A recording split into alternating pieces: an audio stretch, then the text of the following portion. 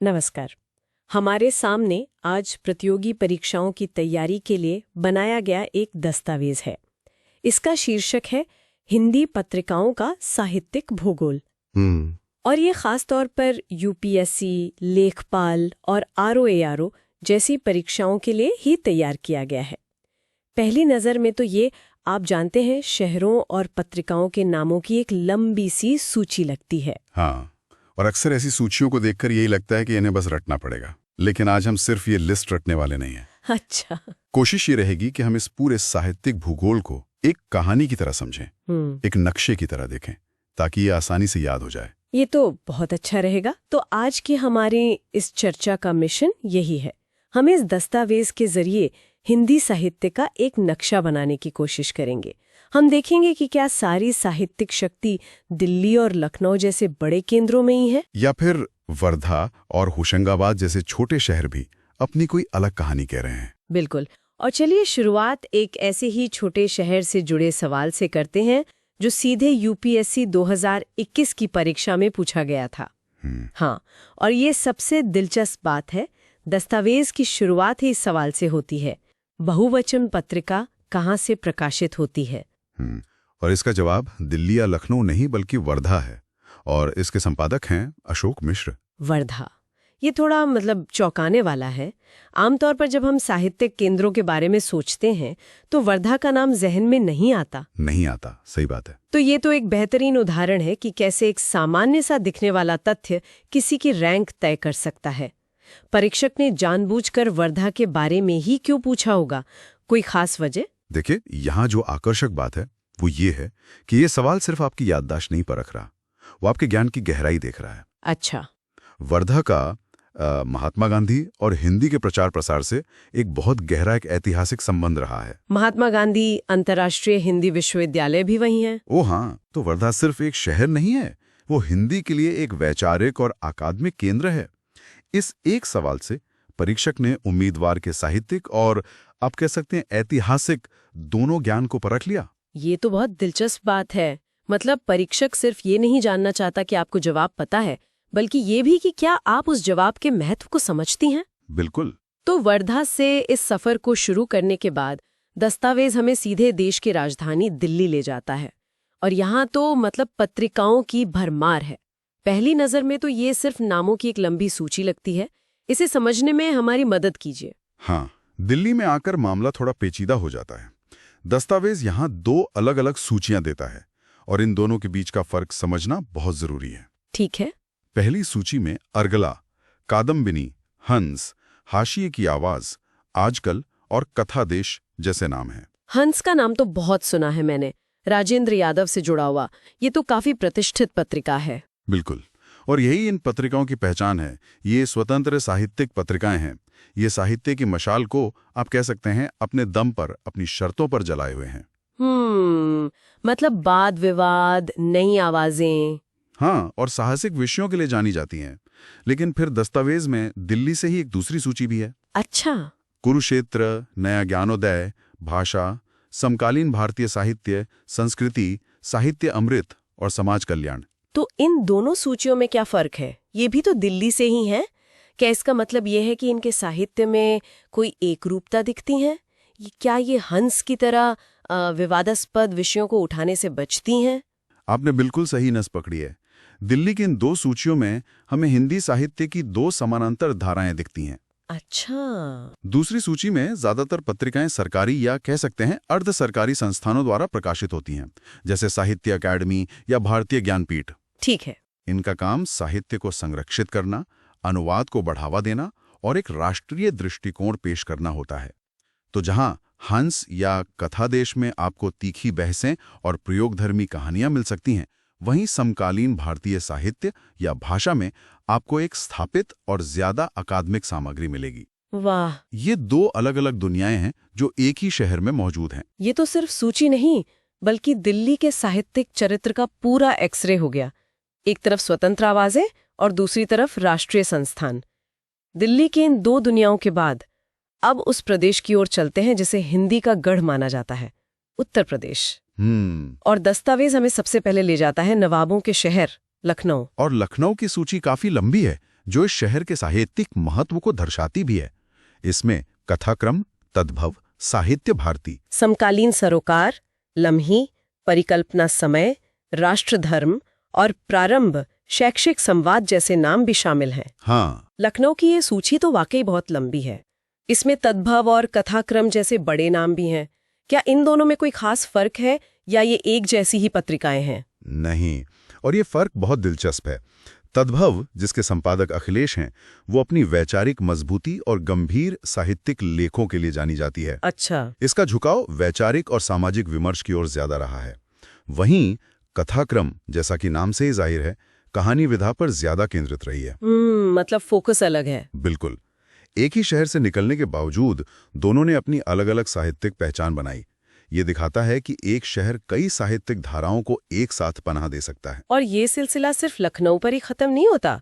दस्तावेज दिखाता है कि उत्तर प्रदेश के छोटे शहर भी पीछे नहीं है। बिल्कुल भी नहीं। गाजियाबाद से बयां और वर्तमान साहित्य, गौतम बुद्ध नगर से पाखी, अयोध्या से विशिष्ट ध्यान और यहाँ तक कि आजमगढ़ से मनमीत। ये देखकर तो ऐसा लगता है जैसे साहित्यिक ऊर्जा अब बड़े शहरों से निकलकर छोटी छोटी जगहों तक पहुंच रही है। ये बिल्कुल सही अवलोकन है आपका। मथुरा से सम्यक, कानपुर से शोध संचयन और वाराणसी से कहानीकार का निकलना यही तो दिखाता है कि हिंदी साहित्य की जड़ें कितनी गहरी और फैली हुई हैं। मतलब ये परंपरा आज भी जीवित है। जीवित है, और हर शहर अपनी एक साहित्यिक पहचान बना रहा है। ये सिर्फ कुछ बड़े केंद्रों तक सीमित नहीं है। उत्तर प्रदेश के इस साहित्यिक जमीन को देखने के बाद चलिए पश्चिम की ओर चलते हैं। देखते हैं कि महाराष्ट्र की व्यावसायिक राजधानी मुंबई और मध्य भारत का हृदय मध्य प्रदेश हिंदी साहित्य में क्या योगदान दे रहे हैं। पहले मध्य प्रदेश की बात करते हैं। यहाँ दस्तावेज में कुछ संपादकों के नाम भी दिए गए हैं। हाँ, और परीक्षा के नजरिए से ये नाम बहुत महत्वपूर्ण हो जाते हैं। भोपाल से आहा जिंदगी और शैक्षिक पलाश जैसी पत्रिकाएं हैं, लेकिन साथ ही भोपाल से ही साक्षात्कार पत्रिका निकलती है, जिसके प्रधान संपादक हैं उमेश कुमार सिंह। अरे, ये नाम तो दस्तावेज के रट लो वाले हिस्से में भी है, साक्षात्कार और उमेश कुमार सिंह। इसका मतलब ये सवाल सीधे सीधे परीक्षा में आ सकता है। आ सकता है, बिल्कुल। संपादक का नाम अक्सर पत्रिका की पहचान का एक अहम हिस्सा होता है, और ये अकेला नाम नहीं है। और कौन सा है? ग्वालियर से एक पत्रिका है स्वयं निर्माणम, और इसके प्रधान संपादक हैं मनोज सिंह तोमर। ये नाम भी उस रटलो वाली सूची में है। ये वो नाम है जिन्हें नजरअंदाज नहीं किया जा सकता। ठीक है। इसके अलावा जबलपुर से पहल और होशंगाबाद, जिसे अब नर्मदापुरम भी कहते हैं, वहां से राजभाषा संवाद निकलती है। ये तो बहुत काम की जानकारी है। तो भोपाल से उमेश कुमार सिंह और ग्वालियर से मनोज सिंह तोमर। अब महाराष्ट्र की बात करते हैं। यहाँ की सूची भी काफी रोचक है। महाराष्ट्र में हमें दो प्रमुख केंद्र दिखते हैं। एक है व्यावसायिक राजधानी मुंबई। वहां से साहित्य सेवा, कथाबिंब, नवनीत और प्रभात पुंज जैसी पत्रिकाएं निकलती हैं। मुंबई का व्यावसायिक केंद्र होना और वहां से नवनीत जैसी लोकप्रिय और आप कह सकते हैं व्यापक पहुंच वाली पत्रिका का निकलना साहित्य और वाणिज्य के बीच के एक दिलचस्प संबंध को भी दर्शाता है। और नागपुर से खनन भारती, ये नाम तो अपनी कहानी खुद ही कह रहा है। कितना सटीक लगता है ना। जाहिर है, जहां देश का इतना बड़ा खनन उद्योग हो, वहां उस विषय पर एक विशेष पत्रिका भी होगी। सही बात है। ये छोटे छोटे कनेक्शन ही इन तथ्यों को याद रखने में मदद करते हैं। यह सिर्फ रटना नहीं है, ये पैटर्न्स को पहचानना है। और महाराष्ट्र की बात वर्धा के जिक्र के बिना अधूरी है, जहां से बहुवचन निकलती है। वही पत्रिका जिससे हमने ये पूरी चर्चा शुरू की थी। तो हमने दिल्ली, उत्तर प्रदेश, मध्य प्रदेश और महाराष्ट्र का दौरा कर लिया। अब दस्तावेज हमें पूरे भारत के साहित्यिक नक्शे पर ले जाता है, और ये देखकर अच्छा लग रहा है कि सूची सिर्फ हिंदी पट्टी तक सीमित नहीं है। ये बहुत महत्वपूर्ण बिंदु है। कोलकाता से वागर्थ का प्रकाशन होता है, जो भारतीय ज्ञानपीठ का एक प्रतिष्ठित प्रकाशन है। अच्छा। ये हिंदी की अखिल भारतीय उपस्थिति को रेखांकित करता है। ये दिखाता है कि हिंदी सिर्फ एक क्षेत्रीय भाषा नहीं, बल्कि एक संपर्क भाषा के रूप में पूरे देश में साहित्यिक संवाद का माध्यम भी है। और राजस्थान भी इस नक्शे पर मजबूती से मौजूद है।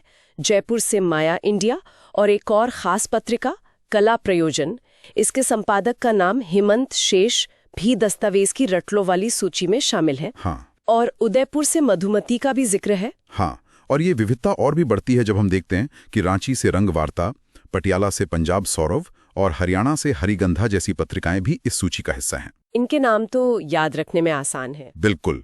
पंजाब सौरभ और हरिगंधा जैसी पत्रिकाएं क्षेत्रीय अकादमियों द्वारा प्रकाशित होती हैं और उस प्रदेश की साहित्यिक गतिविधियों को दर्शाती हैं। और इनके नाम भी अपने क्षेत्र से जुड़े होने की वजह से याद रखने में आसान है। इस पूरे नक्शे को देखने के बाद एक बात साफ है कि ये सिर्फ नामों की सूची नहीं है, लेकिन परीक्षा के दबाव में कुछ चीजें कंफ्यूज कर सकती हैं। हाँ, ये होता है। दस्तावेज का एक हिस्सा इसी पर ध्यान दिलाता है, जिसे क्विक रिवीजन कहा गया है। जैसे कुछ शहरों से 2-2 पत्रिकाएं निकलती हैं, गाजियाबाद से बया और वर्तमान साहित्य दोनों। परीक्षा के तनाव में यहाँ गलती हो सकती है। और ये एक बहुत ही कारगर रणनीति है। जब विकल्प बहुत करीब होते हैं तो ऐसी सूचियां बहुत काम आती हैं। दस्तावेज ने ऐसे जोड़ों को एक जगह इकट्ठा कर दिया है। हाँ, मैंने देखा। जैसे गाजियाबाद के अलावा मुंबई से कथाबिंब और प्रभात पुंज, और भोपाल से आहा जिंदगी और शैक्षिक पलाश। ये दिखाता है कि सिर्फ जानकारी इकट्ठा करना ही नहीं, बल्कि उसे व्यवस्थित करना और अपनी कमजोरियों पर काम करना भी सफलता के लिए जरूरी है। ये सिर्फ क्या याद करना है ये नहीं बताता, बल्कि कैसे याद करना है ये भी बताता है। तो इस पूरी चर्चा का सार क्या है? हमने देखा कि हिंदी पत्रिकाएं केवल दिल्ली या लखनऊ जैसे कुछ बड़े शहरों तक ही सीमित नहीं है।